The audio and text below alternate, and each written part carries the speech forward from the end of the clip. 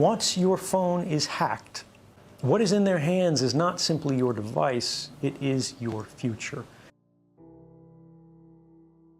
They're selling our future, they're selling our past, they are selling our history, our identity, and ultimately, they are stealing our power.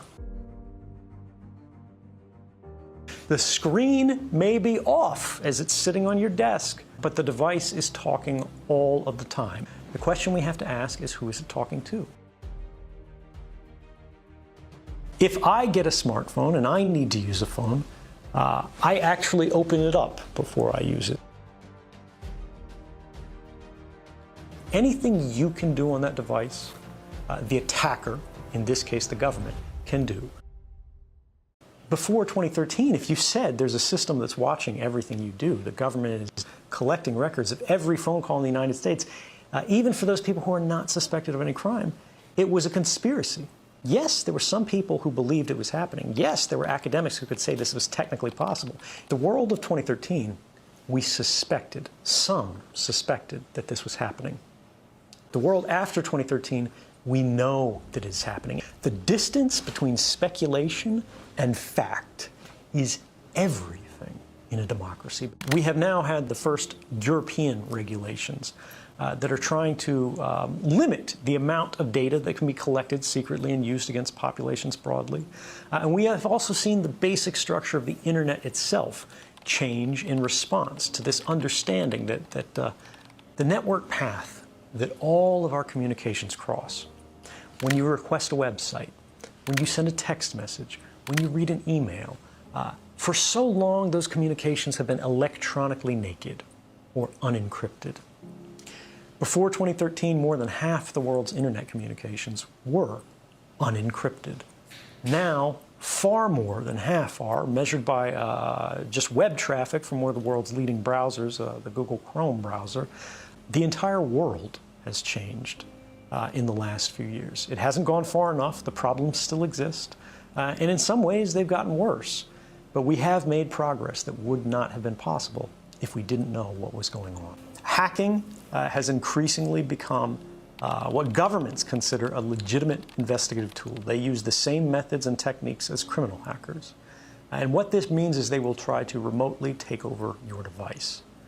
Once they do this, by detecting a vulnerability in the software that your device runs, such as Apple's iOS or Microsoft Windows, they can craft a special kind of attack code called an exploit. They then launch this exploit at the vulnerability on your device, which allows them to take total control of that device. Anything you can do on that device, the attacker, in this case the government, can do. They can read your email, they can collect every document, they can look at your contact book, they can turn the location services on, they can see anything that is on that phone instantly and send it back home to the mothership. They can do the same with laptops. The other prong that we forget so frequently is that in many cases they don't need to hack our devices. They can simply ask Google for a copy of our email box, because Google saves a copy of that. Everything that you ever typed into that search box, Google has a copy of. Every private message that you've sent on Facebook, every link that you've clicked, everything that you've liked, they keep a permanent record of.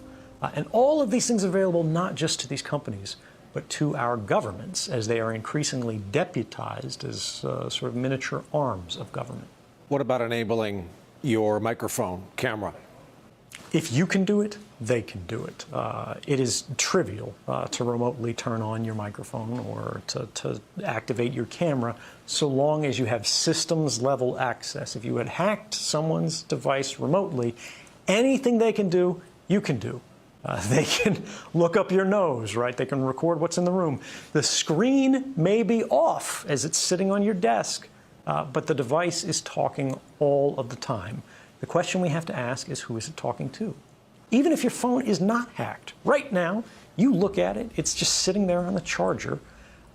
It is talking tens or hundreds or thousands of times a minute to any number of different companies who have apps installed on your phone. It looks like it's off, it looks like it's just sitting there, but it is constantly chattering. And unfortunately, like pollution, we have not created the tools that are necessary for ordinary people to be able to see this activity. And it is the invisibility of it that makes it so popular and common and attractive for these companies.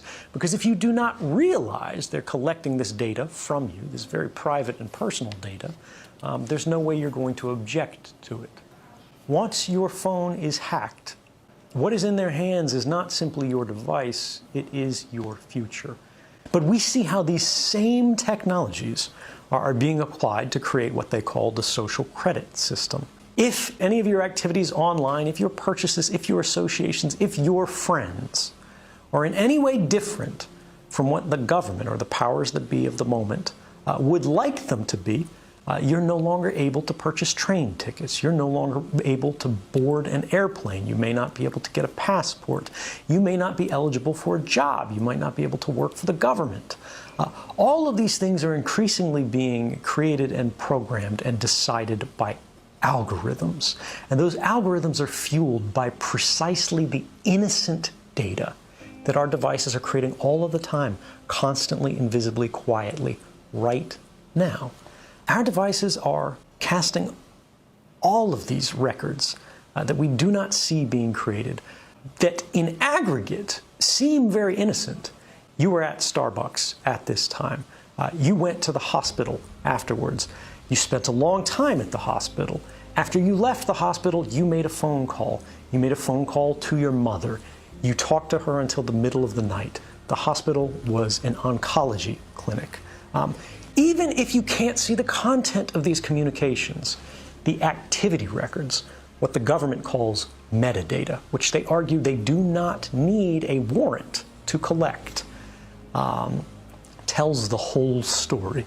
And these activity records are being created and shared and collected and intercepted constantly by companies and governments.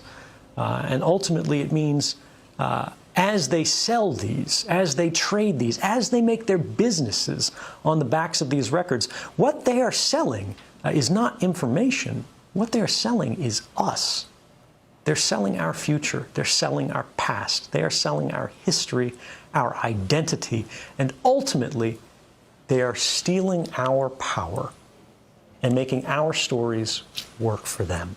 If I get a smartphone and I need to use a phone, I actually open it up before I use it. I perform a kind of surgery on it to physically desolder or sort of melt the metal connections that hold the microphone on the phone. And I physically take this off. I remove the camera for the phone, and then I close it back up, I seal it up. And then if I need to make a phone call, I will attach an external microphone on it. And this is just so if the phone is sitting there and I'm not making a call, it cannot hear me. Now this is extreme. Most people do not need this. But for me, it's about being able to trust our technology. My phone could still be hacked. My laptop could still be hacked. And just as I told you before, the same principles apply to me. If it is hacked, they can do anything to the device that I can do.